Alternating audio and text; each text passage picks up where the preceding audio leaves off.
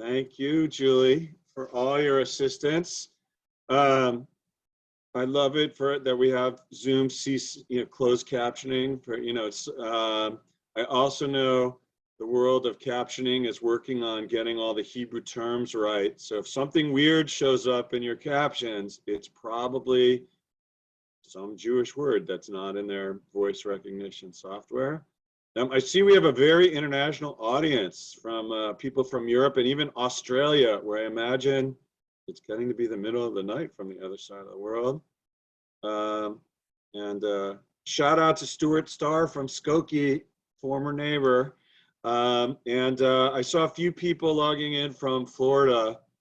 I know that you folks just experienced the storm, and our wishes are with you for, I hope you're well and safe, and that the recovery from this storm is as smooth as possible. And wishing everybody a Happy New Year, Shana Tova and Gmar Chatima Tova, as we're in this season of the holidays. This week, we read Parashat Vayelech, which is the third to last parsha from of the Torah. The end of the Torah is sort of like the closing of a year-long, I think about a year-long, the last 3 episodes of a year-long television series where the end is coming and the plot is wrapping down. This week is just about at the end, and we'll see in a second. I'm going to give you a short overview of the whole book of Deuteronomy, but we're going to look at a question about how the Torah ends, and a related issue based on some verses in this week's Parsha about the process through which the Torah was written down. Now, for a contemporary audience and in academic circles, the question of who wrote the Torah is often about how do we look at the different literary strands of the text of the Torah and understand the different sources they came from and how they got woven together. But for the Torah itself, that's not a question, and it's also not the question for the medieval commentators, which is more literally about, based on the Torah and its own words, when did the different portions get recorded and written down, and by whom? And you'll see today why the Torah itself raises more questions than it might answer, and it's for me, a fascinating question to look into based on what the text of the Torah says. How do we account for how the Torah went from oral words to written words? And we're going to look at that a little bit today. So I'm going to share my screen, and I see also Julia's put in the chat the slides if you want to look at them later. Julie, will you just give me a thumbs up that you see the sharing? All right, thank you. I got the, oh, sorry. I'm just going to start the slideshow so it gets big. All right, this is a very brief overview of the Book of Deuteronomy. It's almost so brief that it's not so helpful. But the Book of Deuteronomy, in this overview, 4 things happen. So the first thing is Moses addresses the people. That started way back at the beginning of the Book of the Deuteronomy, which we started reading in the middle of the summer. Moses provides the people an overview of their experience since they left Egypt. He repeats many of the laws that were delivered earlier, sometimes in similar form to how they appeared in previous books, and sometimes with a little different nuance that the commentators have fun with. And sets the stage for the next stage of their journey, the entering into the land of Israel. Much of the book is also a charge for what will happen when you get to the land. Then next week, in the penultimate parsha, Moses sings a song or maybe presents a poem. It says shirah, the word in Hebrew can mean both song or poem, and we don't know, because we don't have a recording, how good Moses' voice is to know if he read it or sung it, and the biblical narrative isn't clear about that. But next week there's a closing poem to the Torah that's its own literary unit. And then in the last parsha of V'zot HaBracha that we'll read on Simchat Torah, Moses blesses the people tribe by tribe, And then at the very end of the Torah, Moses dies. Sorry, spoiler alert, if you weren't sure. I always hold out hope that I'm a deep believer that God should, especially right at Yom Kippur, it's time for forgiveness. I always think at this time of year, God's going to forgive Moses and he's going to get to go to Israel. And even if Joshua takes over, I feel like Moshe should get like a nice little, apartment in the Galilee to, just retire nicely in the land of Israel. And I hold out hope every year that that's going to happen. But it appears that things will go the same way this year that they do every year, that Moses will die and move forward. So the large bulk of the book of Deuteronomy is this long series of speeches that Moses gives to the people. And then there's these closing moments and Moses' death at the end. And we're going to zoom in on the end of Moses' addresses to the people, which are what this week's parsha is about. Let me go back for a second. I'm going to share with you a series of biblical verses and try to pull out from them some questions that the text brings to us about what exactly they're referring to.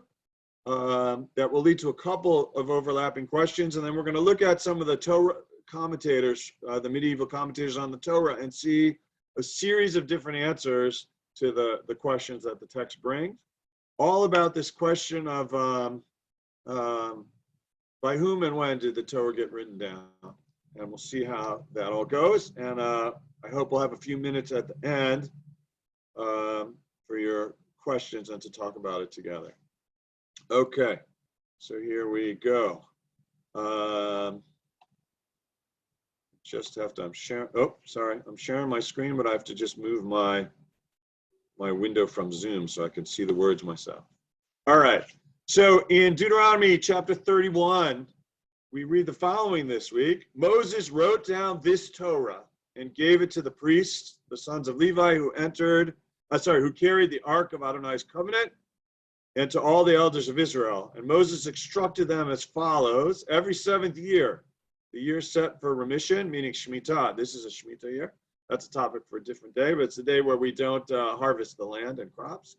At the Feast of Booths, Sukkot, when all of Israel comes before Adonai your God in the place that God will choose, a reference to Jerusalem and the temple, you shall read this Torah aloud in the presence of all of Israel. So I highlighted those first pieces. Moses wrote down this Torah. And a key word for us will be, this phrase, this Torah. And the question is, what is this Torah? You'll note here that in the original intention, according to the mitzvah that's here, the Torah is meant to be read every 7 years on Sukkot. Imagine every 7 years you come to Jerusalem, and on the 7th year we read the whole Torah in Shul. That would be a lot. Over time it developed, right? And now we read the Torah every year, 1 week at a time. But as we see it in this week's Parsha, it was a once every 7 year event to remind you of the whole thing at once. I kind of like our system of a little bit every week at a time. But you'll see why this issue of what's this Torah referred to becomes a question based upon some other verses that follow a few verses later. Because now we see,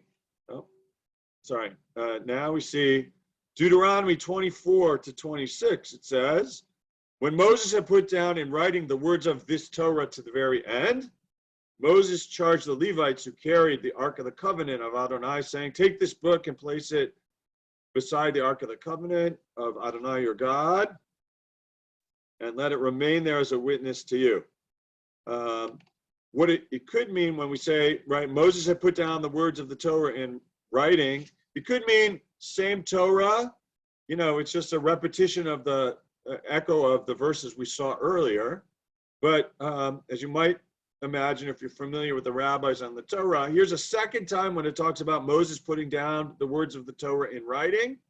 And this phrase to the very end is going to stand out for us. We're going to cycle back to us. That's why I highlighted it there. So we have two references in the opening verses of this week's Parsha about Moses writing down the Torah, which the commentators are going to take up in a minute. But then there's one more piece that goes with it. I pulled this from, it's two different verses, but they come about the same piece. Deuteronomy 31, verses 22 and 30, it says, that day Moses wrote down this poem and taught it to the Israelites. And then later it says, Moses recited the words of this poem to the very end, a phrase we saw earlier, in the hearing of the whole congregation. So here it talks about Moses writing down and reciting this poem or this song, which is another writing that Moses did. And probably here more directly, while there's a question about what the Torah that he wrote down was. Here, this is probably a reference to the poem that's coming in next week's Parsha, which Moses writes down and then presents to the people. So there's a writing of the Torah and there's a writing of the poem, and potentially two writings of the Torah. So those are the three sets of verses we're going to look at, and we're going to try to refer back to them and keep them all straight, but see some different ways that the commentators have put them together to understand what this chapter is talking about. And here we go. So going back, it says, that day Moses wrote down the words of this poem and taught it to the Israelites, the verse we just looked at. Ibn Ezra, one of the medieval commentators, says, why does it say that day? That day, meaning the same day Moses did the writing of the Torah. Ibn Ezra says Moses didn't tarry long in doing this thing. And he posits that it makes sense that the writing of the poem and the presenting of the poem took place the same day that he died, which was after writing words of the Torah, and Moses wrote the song with it. So according to Ibn Ezra, all these acts were wrapped up together. Moses, on his last day, wrote down the words of the Torah and wrote the song that he presented to the people. All the writing happened in the last day. It's a busy day for Moses, and then he sang the song leading up to the end of his life, on the day that he died. So that the writing of the Torah and the writing of the song are simultaneous. So hold that thought for a minute, right? But just Ibn Ezra's view is, right, all this writing was one act. It all took place together. It all took place at the same time. Opinion number two, and this goes back to a set of verses we saw earlier. When Moses had put down in writing the words of this Torah to the very end, that was one of the phrases I highlighted for you before. The commentator Seforno says, to the very end teaches us that Moses wrote down the Torah together with the portions of Ha'azinu and Vezot HaBracha. Right? When this week's Parsha says Moses put down the writing of the words of this Torah to the end, it means this Torah to the end, not just to this week's Parsha or where we are right this week in the reading, but it actually includes all the verses before and all the verses after, right? So it's a little projecting forward. The telling of the story now says Moses is going to write down all the words of the Torah, even the things we haven't read yet. And to a sense, Seforno's opinion is, right, these verses here that says Moses wrote down the Torah aren't exactly in chronological order, because we're going to read the things that he wrote now later in the weeks to come. So he wrote the Torah to the end, and then the Torah gets finished, and then the things that he wrote at this point will be presented in the song that we read next week, and the blessing that Moses gives to the people that we read on Simchat Torah comes after they were written down. So the writing takes place at one point, but the presentation takes place over time. That's a second vision from Seforno. All right. A third possibility from Ramban Nachmanides, another medieval biblical commentator. And he takes a broad view with this. He says, when the Torah says Moses wrote down this Torah, what did he mean that he wrote down this Torah? That Moses wrote down from the beginning of Breshit all the way to before all of Israel, right? And Leinei Kol Yisrael, those are the last words of the Torah. Meaning, when it says Moses wrote down the Torah now, it means Moses wrote the whole Torah from beginning and the end, right? And even though it's written here, thou shalt read this law before all of Israel, even though there's that specific verse that says, read this particular set of laws before Israel, that when it says he wrote down the Torah, it means the whole Torah, not just the laws, all of it from the beginning to the end. But Rambam also notes there's another opinion, right? According to the opinion of our rabbis, he says, it refers to this book of Deuteronomy. So Rambam brings his own opinion that Moses wrote the whole entire Torah from beginning to end, but he also shares that there's a rabbinic tradition that the writing of the Torah in this in our parsha is about writing the book of Deuteronomy, just his last addresses to the people. And then Moses went back, then Moses goes back and it explained in the Torah that Moses had put down in writing the words of the Torah to the very end. This includes the entire Torah. So I want to go back to my previous slides to show you what that means here. This might be clearer. In the first set of verses that we looked at where it says Moses wrote down this Torah, right, and gave it to the priests, he's talking about the book of Deuteronomy. But then in the second set of verses where it says, when Moses has put down in writing the words of this Torah to the very end, the second reference is that he wrote the whole Torah from beginning to the end. So what Ramban is saying is there's sort of two different writings that we're talking about. Moses completed recording the book of Deuteronomy, and then later Moses wrote the Torah as a whole. And the repetition in the verses of this week's Parsha really mean there were two different writing projects. One is writing the book of Deuteronomy, Moses writing down his words that he addressed to the people, and Moses recording the books of the Torah from Breshit until the end of Bamidbar. And both writings happened now, but they were separate. One that's just the last book and one that's about the Torah as a whole. One last piece. Abarbanel, another commentator, says, after Moses explained the commandments to the people, he thought the Torah was complete and nothing would be added to it.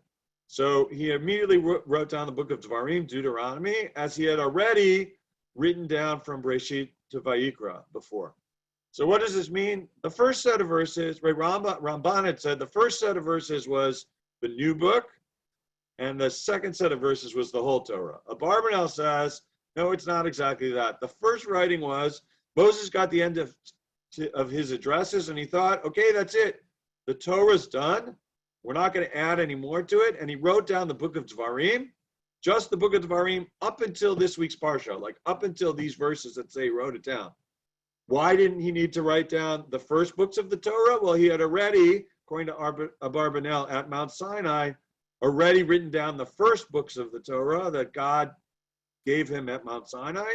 So he didn't have to write the first books down because they were already given. He just wrote the latter books. And then what happened? Moses decided to wrote these songs that he was going to give to the people. He wrote a song, a poem, and he wrote a blessing. So Moses had to go back and add the song to the book of Dvarim. And it was after the addition that he gave the whole Torah to the Kohanim to put in the Ark of the Covenant. So why is there a repetition in this week's Parsha? Moses wrote down the whole Torah because he thought it was done. Moses presented his addresses. He said to the people, I'm right, here's what I have to say. He paused, he wrote down the Torah, and then he composed both a poem and a blessing that would be his closing statements. And he had to go back and add them to the Torah. So there's a second period of writing, second set of verses that talks about writing, where he went back and added those last few verses to the Torah as a whole. All right. I'm going to pause from sharing the screen for a minute. And I see that while I'm sharing, it's harder for me to follow the chat. I know that was a lot of different pieces and a lot of different commentary. So I want to step back and give you an overview, and then we'll try to look at some of the questions in the text and take some comments and see where that takes us. So as we see in the beginning of this week's Parsha, there are a couple references to Moses sitting down and writing the Torah. And the rabbis, as they do, anytime there's a repetition, have to wonder, is this referring to the same thing? If it is, why is it there twice? If it's referring to different things, what could those different things be? And And so we saw a whole different system saying, well, he wrote down just the Book of Deuteronomy, or he wrote down the whole Torah, or he wrote the Torah up until this point, and then he added the last few chapters that are coming later. We see a whole series of different explanations to try to make sense of what Moses could have written in each writing, when he wrote it, and how it fits, how we take this narrative that's in the Torah that has some of these repetitions and make some sense of it to try to figure out what actually happened in these moments. I want to go to the chat as the questions are to see what's here. Bilia said to us, makes sense that he wrote the poem in the same day, because, you know, if he composed the poem and wrote down the same day, it makes sense. So he wouldn't forget it, right? That makes sense too, right? When you're presenting something, it's good to write it down as you do it. It's harder to document it later. And Lilia followed up with the question, right? Moses wrote the entire Torah in a single day. I love that question. The rabbis in the commentaries that I saw didn't take that up, but it addresses the fact that the Torah is long. And even though we see sometimes where Moses shows great stamina on particular days in the Torah, I think that's a great question that should stand. How could it possibly be that he wrote all the books of the Torah in one day? Oh, Julie could tell us about this. Julie the Soferet. Julie's a writer of Torahs, right? So you didn't have to compose any of Moses' speeches. How long does it take to write the Torah, Julie? A year or more. A year or more. Julie the Soferet, and she's a good one, right? It's a year's project to write a Torah, but okay, Lilia's question is good. How could it take a whole year? How could he do it in a day if even, you know, super Soferet Julia can only do it in a year? Leads some questions to say maybe that's a reason to not stick with those interpretations that you did it in the day. Jeff asks, why did Moses wait so long in life to do this? Why did we wait till the end to write down the Torahs?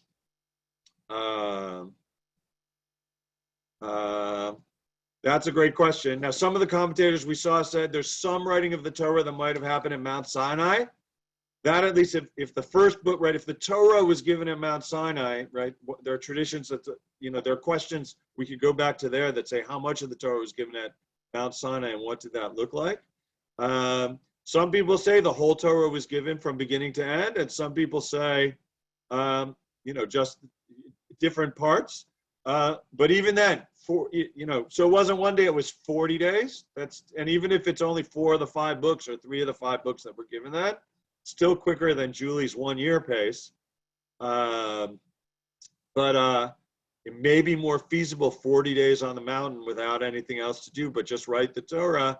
That's more feasible. So Jeff, some versions say like he waited, it was at the end that he wrote down just the book of Devarim, which were the speeches that he gave at the end. Right, he had his closing addresses. This whole last book is Moses on the border, ready to cross the people are ready to cross the Jordan. It's right. Deuteronomy is 1/5 of the Torah, but you know, a very small smidgen of time. So it might not be that he waited. It's that, you know, in the commentators who said it was just this last book that was written now. It's because this is when these addresses were given. David K. from Northbrook, you have your hand up, and you want to chime in and join the conversation? Julie, can David unmute? You should be able to unmute yourself, David. Okay. The question was, why did he write it at the end of his life? That's when people write a memoir. You don't write the story of your life when you're bar mitzvah. So I think it's very rational that whatever he wrote was close to the end of his life. That's my comment. Nice. I appreciate that, David. Right. Some of this last book of Devarim has been Moses's perspective on what the 40-year journey was and what things meant for the future. Right. Moses, the new leader, as he's taking the people out of Egypt, didn't have the perspective back then that he has now, and recording these words at the end of his life, especially the book of Deuteronomy, which we just was reading, it makes sense that this comes now and not earlier. Nice, thank you, David. Esther, will you unmute and join us as well? Okay. First of all, you talked about reading the whole Torah. But from what I understand from Chazal, especially this year, that it's a year after Shemitah, we only read Dvarim, because Dvarim really parallels the Ten Commandments. If you go parasha after parasha after parasha, Dvarim really reflects the Ten Commandments, which to us is the Torah. And my second comment is he talked to the whole Keilah.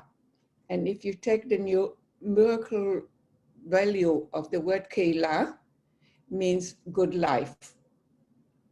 Oh, nice.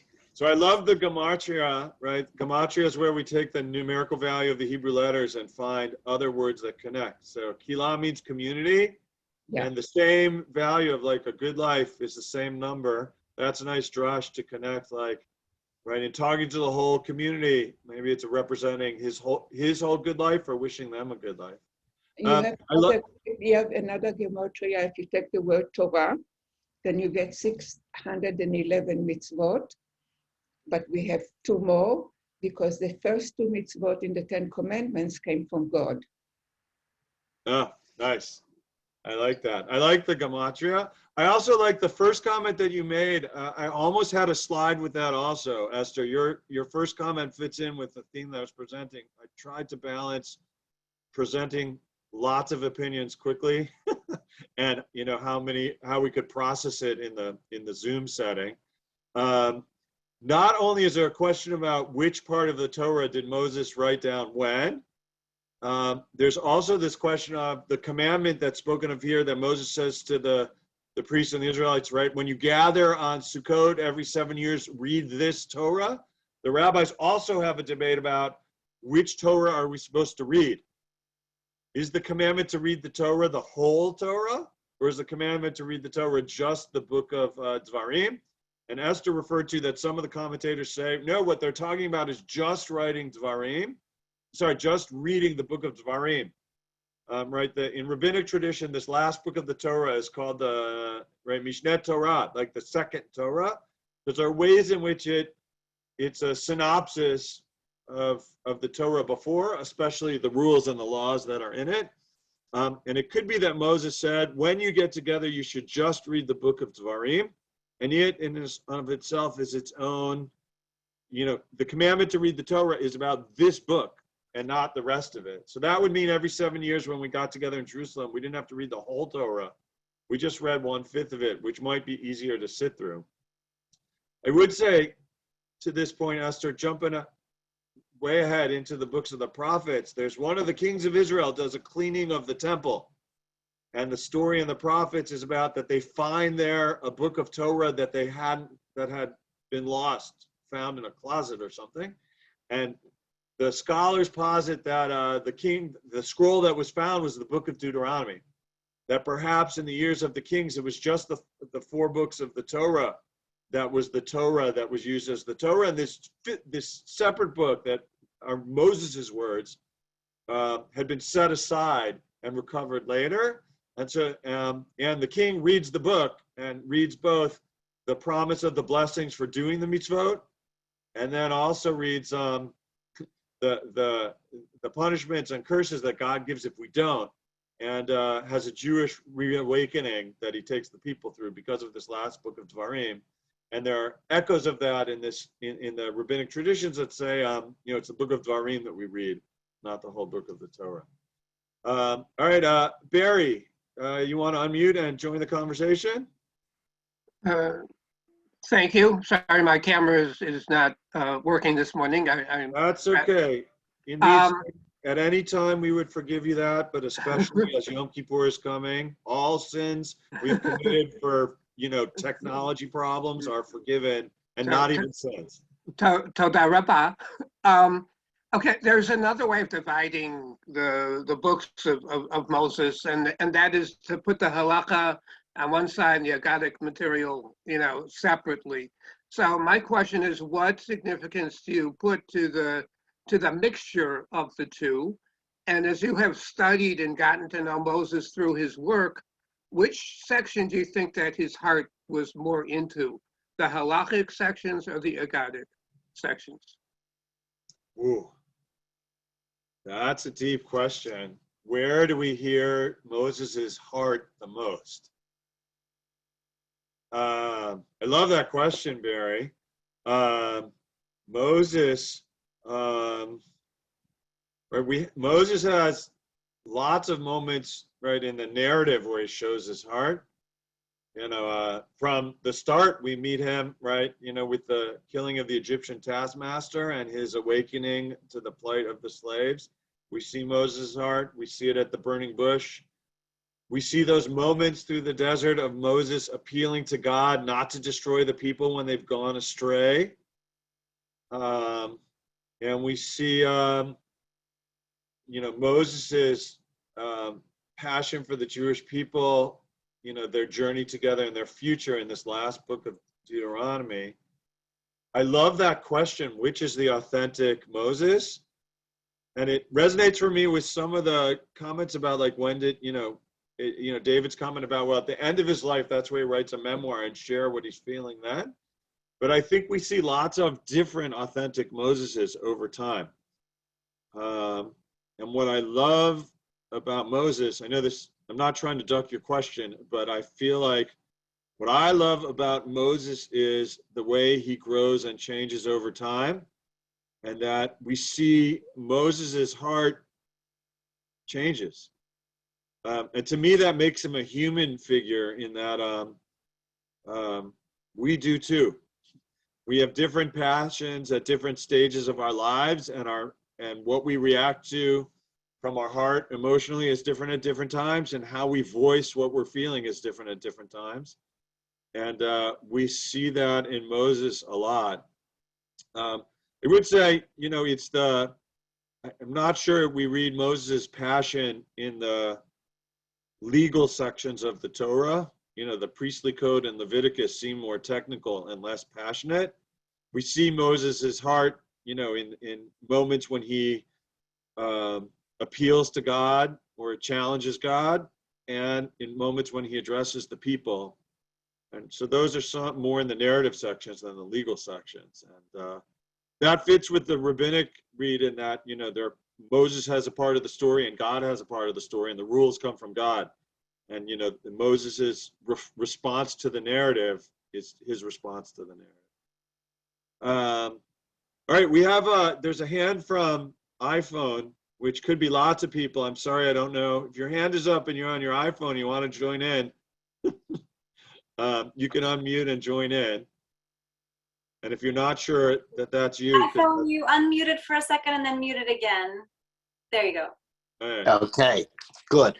Yes, going back to the issue of what was a Torah to read, my feeling is there's a constant refrain that nothing is missing from the Torah and nothing extra has been added in. So when he says this Torah rather than the Torah, he must be distinguishing it from some other Torah. So that this Torah would refer to the book of Deuteronomy, and the other Torah would be the first 5 books. Nice. I love that. Right. Anytime there are times when the word Torah, right, means teaching. Right. And there's sometimes when in the Torah, the word Torah means Torah capital T, the whole thing. There are times when the word Torah means small t, teaching. And anytime the text says the Torah, this Torah, as you said, sir, iPhone, the good rabbinic question is which Torah? And when a couple of these references appear close together, that highlights it for the rabbis, and they want to distinguish. So if in these 2 passages it says this Torah, the Torah a couple times in a row, the rabbis are likely to try to identify different writings in different places. That's a great overarching view on what we took a look at today. Simcha, you want to unmute and join in? Yeah, I love the fascination with figuring what Moses has written, but I'm always curious of like these rabbit holes that we take of like, why does it matter? What's the purpose? Like, who wrote it, right? Like, I'm always, like, this is cool. I like to learn what they're writing, and I get so interested in our rabbit holes as Jews of what we want to know and why we want to know it. So I just wanted to ask the collective, because I'm always like, give me the rhythm, give me the prayer. I think the whole thing's a poem, you know? So like, you know, like the whole thing's a mystic code, and it can't just be like it might have been Moses's fingers put it down, but like he was held and guided in so many different ways that who knows where it came from, and we really like go to our mystic side of our faith. So, you know, I'm seeing all these beautiful comments of like when written, it could be like so many different ways of just working with language. Is it carved? Is it, you know, etched? Is it sketched? Is it meditated? You know, so I just. What's the purpose of the rabbit hole is my question. Wow, that's great. I love that. And your question, I'm glad you introduced now near the end, because first you named something important. First, what you describe as important, right? The rabbis, in starting this conversation about the repetition of the writing of the Torah and trying to identify what each of the verses refers to, creates a whole conversation that becomes a thing of itself. And, you know, my experience learning it and putting it into slides and even sharing it with you is that, oh my God, this is so confusing, and it's hard to keep all the different strands straight and which commentator says what. There's something fascinating about it. And as you said, Simcha, it can take us on a tangent away from this big question. What does this all mean? Right? And maybe we jumped into the question of, all right, which part did Moses write when? Like, okay, well, Ramban might be right, Sforno might be right. If I pick one or the other, I'm still left with, we have the Torah. And for some, the exercise of this kind of conversation is interesting because they're caught up in the rabbinic the rabbinic endeavor of, you know, diving into these details about the Torah. And it's entertaining, enjoyable, fulfilling to have that conversation of how do we make sense of the Torah, right? And some of what keeps us reading the Torah year after year after year is, this year I might like Sforno's explanation, and next year I'm going to come back to it. I might like even Ezra. It keeps the Torah fresh. That's an answer that I have, right? At some level, your question is also good. You could say, all right, this is all well and good, but this is, you know, an academic to me. What's the value of Torah writ large? The answer to the question of what does this chapter have to say about who wrote down which part when doesn't impact how the Torah speaks to my life in general. And actually, that's one of the things I like about the transition we're about to make, because we end the Torah and then, you know, a few minutes later on Simchas Torah, we start reading it again. We go from the end of Moses' life and what does the Torah mean and how does it end and how do I deal with it? And like 10 minutes later, or even less, depending on how long like the transitions are in your synagogue, the world's created again and we start over. And like, for me, there's a powerful piece about that. And I love that big question. What does this mean? You know, in the modern sense, when we talk about who wrote the Torah and when, that gets into literary and source criticism, sometimes that question is about divine authorship, human authorship, and for some people that matters in terms of meaning. Some people find it more meaningful to know that this is a divine document that was handed down from heaven, and some people find it more meaningful to say that this document is the record of our people's struggle with what it means to be God's people. And that's a whole different conversation for a different day, perhaps. But I love, Simcha, that you took us there. You know, it's always great to ask that meaning question. And if we were here together for an hour and a half, the second half could be all about that meaning question. But I love that you put it on the table to start us off with that. Just to leave you with one last thing to chew on before we go.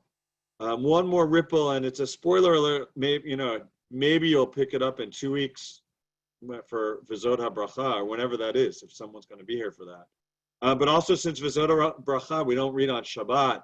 I don't know. I mean, we might go from Ha'azinu to just Breshit in this weekly class. But I want to give you one more slide.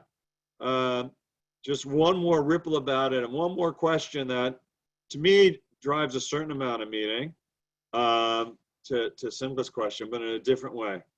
The rabbis in the Talmud raise one more question, because there's a teaching that says, like the master said, Joshua wrote his own book, meaning Joshua was the scribe who put down the book of Joshua, which comes next, and 8 verses of the Torah.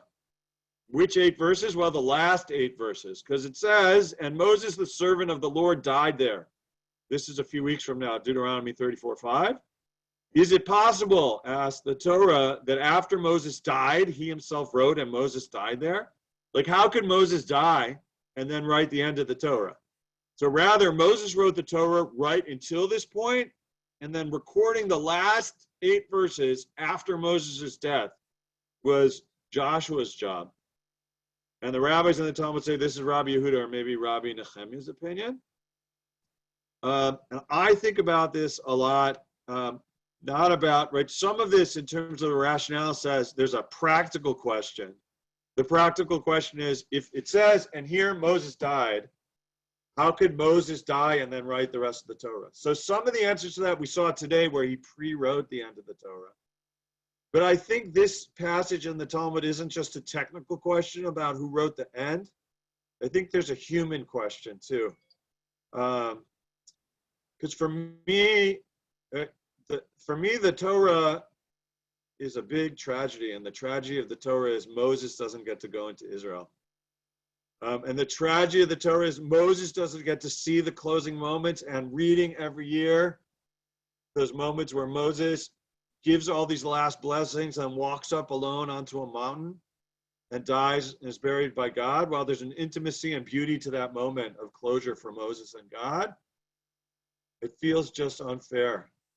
That for a small mishap at a moment of stress after 40 years of leadership, Moses doesn't get to retire and live out the end of his life in peace with the people in Israel. And I actually think there's a piece of compassion that Moses doesn't have to write about his own death at the end of the Torah. And the rabbi's saying, it's not about the practical concern, how could Moses write that he died in terms of he's dead so he can't write anymore, but it's the human concern that one of the last acts of kindness that God gives to Moses is, he says, Moses goes up to the mountain and is there with God, and with that, Moses' role as scribe ends. And while Joshua doesn't take over in terms of his leadership until 8 verses later in the new book of Joshua, Joshua takes over Moses' role of scribe of the Torah to record those last moments of Moses' death, so that this was his last kindness that God allows Moses maybe a moment to end in peace without being having to have what I would imagine would be torturous. That's, scene of Moses writing the words. Even if it's not in the Torah, I can picture it, of Moses writing the words and the tears dropping from his eyes as he has to write the verses about his own death. Painful. And the fact that the rabbis teach here that, well, Joshua wrote these verses,